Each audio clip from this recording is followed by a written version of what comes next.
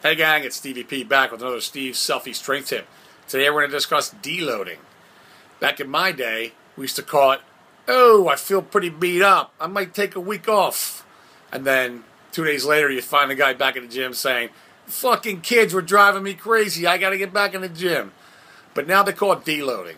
Now, a lot of modern day programs will have the deloads built right in. So if you have a 4-week program, one of those whole weeks is going to be a deload, or a very light, less intense week.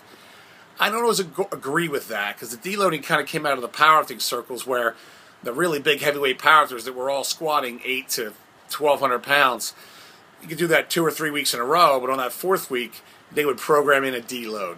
Why? Because their joints were busted up. They were really getting, the heavy workloads are really beating these guys up. So they needed to program it in before they ended up just going 5, 6, 7 weeks down the road and then really breaking down. I agree with that. That's necessary.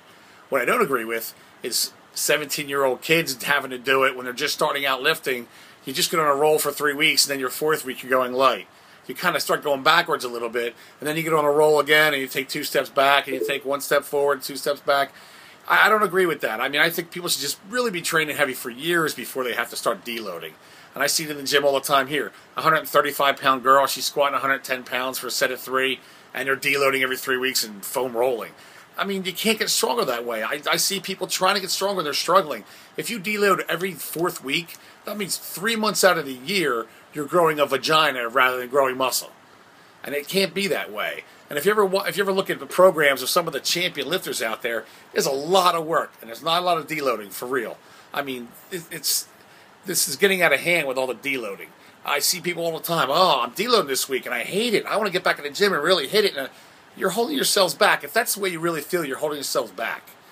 I mean, overtraining is actually a lot more difficult to do than people think. If you're a much older lifter and you're trying to lift a lot of weight and you're 60, 70 years old, yeah, you can overtrain pretty easily.